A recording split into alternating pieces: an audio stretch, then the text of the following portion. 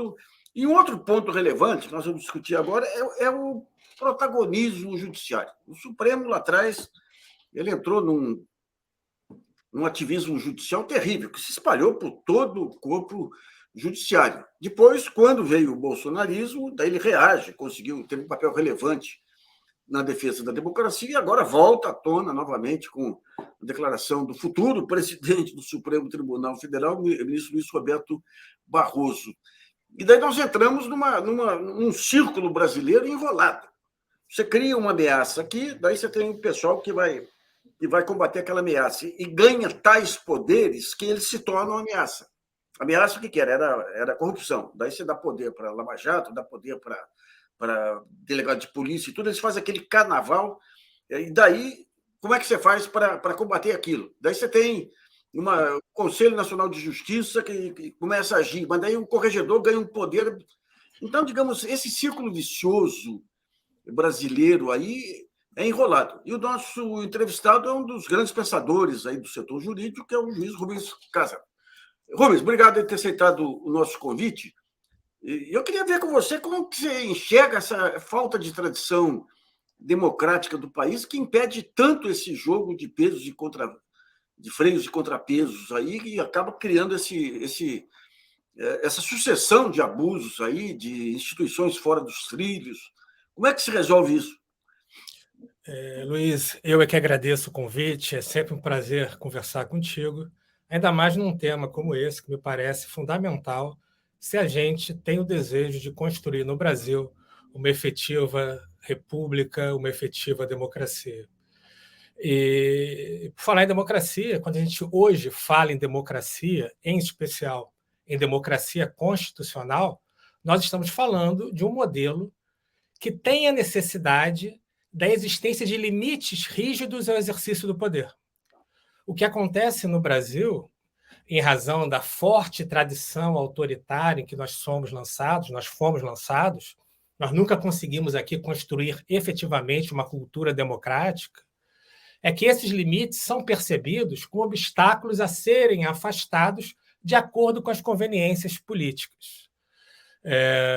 Aqui no Brasil, nós nunca chegamos a elaborar satisfatoriamente fenômenos históricos que nos constituem, como a escravidão, a própria ditadura militar empresarial instaurada em 64.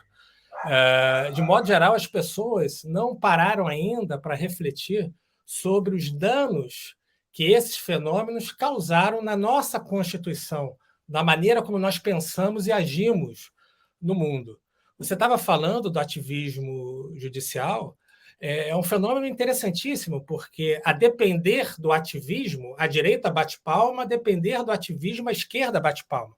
E, como você disse, o problema está nesse registro normativo frequente em modelos autoritários, que é o registro normativo da ilimitação, de uma tendência ao exercício do poder ilimitado, uma espécie de vale-tudo para agradar determinados grupos, e não raro grupos econômicos.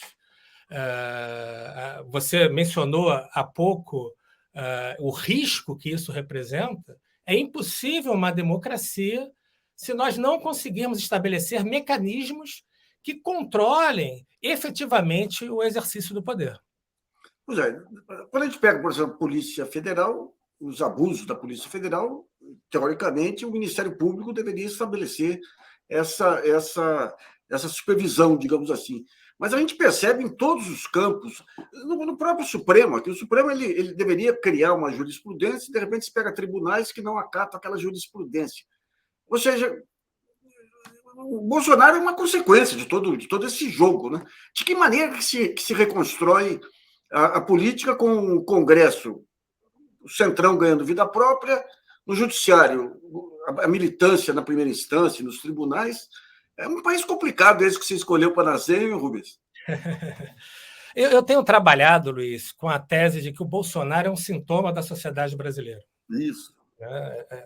Ele representa essa tradição autoritária que acredita no uso da força para resolver os mais variados problemas, que tem uma desconfiança da ciência, uma desconfiança do conhecimento, e também representa esse projeto que foi o projeto da ditadura civil-militar instaurada em 64.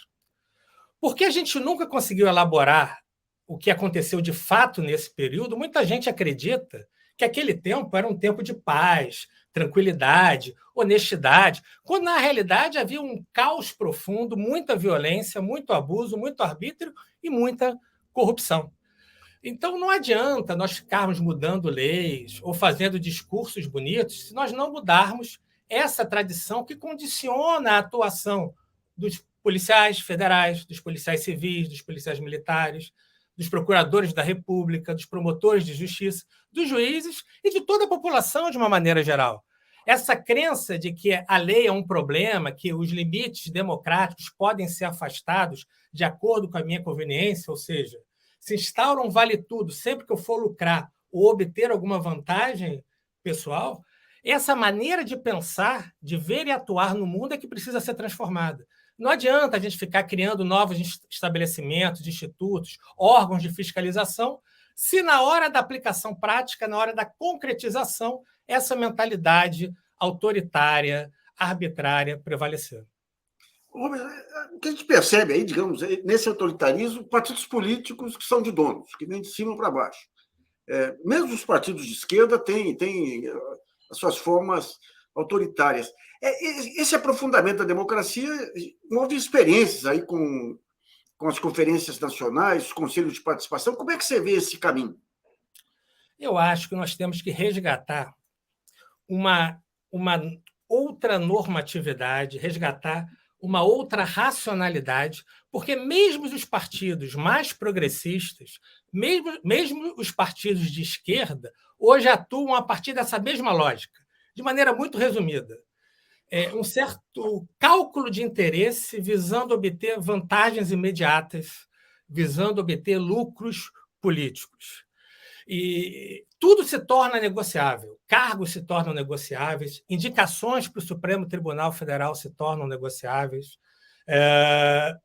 indicações técnicas, a própria política se torna negociável sempre que for do interesse desses agentes.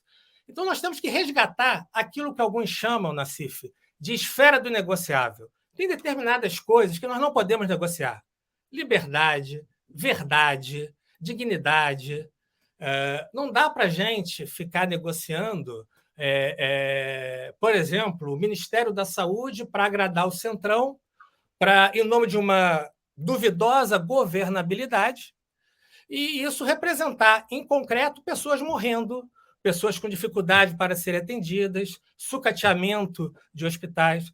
Então, eu acho que uma maneira de construir essa cultura democrática que nós estamos querendo é resgatar isso. Alguns pontos são inegociáveis. Com isso, a gente não negocia. Então, mas tem um princípio constitucional aí, que é o princípio desse não retrocesso, nenhum direito ser...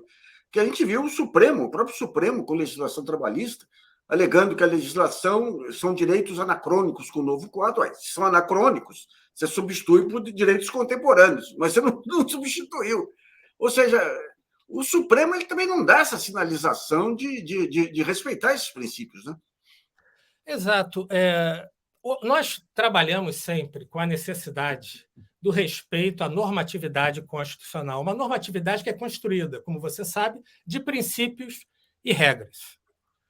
O que acontece hoje é que nós vivemos um momento, um fenômeno que alguns têm chamado de dessimbolização. O que é isso? É a perda dos valores, das regras e dos princípios em nome de uma finalidade que é previamente escolhida.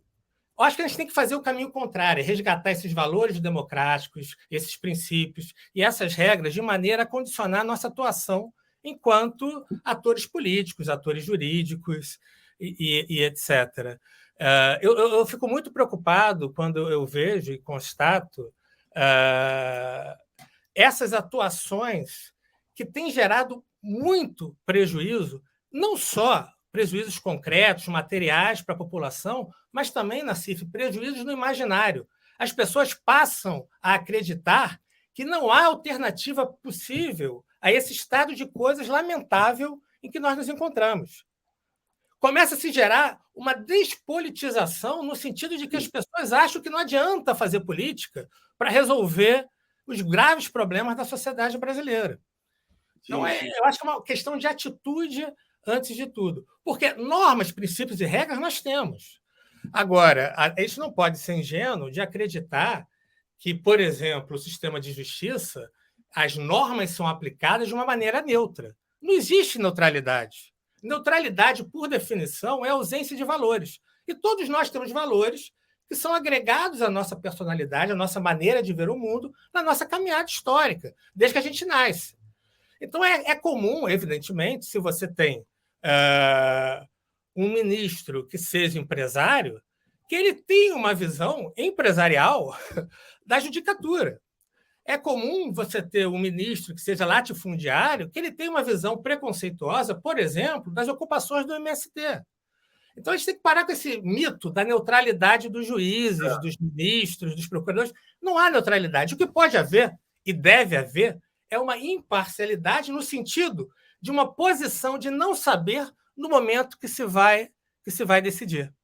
Então, eu estava até vendo a chamada desse nosso bate-papo sobre a fala do ministro Barroso. Eu acharia a fala dele ela é uma fala infeliz porque ela dá margem a manipulações que acabam tacando fogo nesses loucos que acreditam em teorias da conspiração, que pensam o Bolsonaro como um grande salvador do homem branco, né, hétero, e que acreditam em teorias da conspiração. Mas não tem nada demais. De fato, não há neutralidade. O bolsonarismo não se confunde com o Bolsonaro. O bolsonarismo não se confunde sequer com os eleitores do Bolsonaro. O bolsonarismo hoje é um significante para um movimento de extrema-direita que surge no Brasil e que tem a figura do Bolsonaro como um mito ali, como uma pessoa que eles tendem a seguir, mas que não necessariamente pensa e concorda com tudo que fazem os bolsonaristas.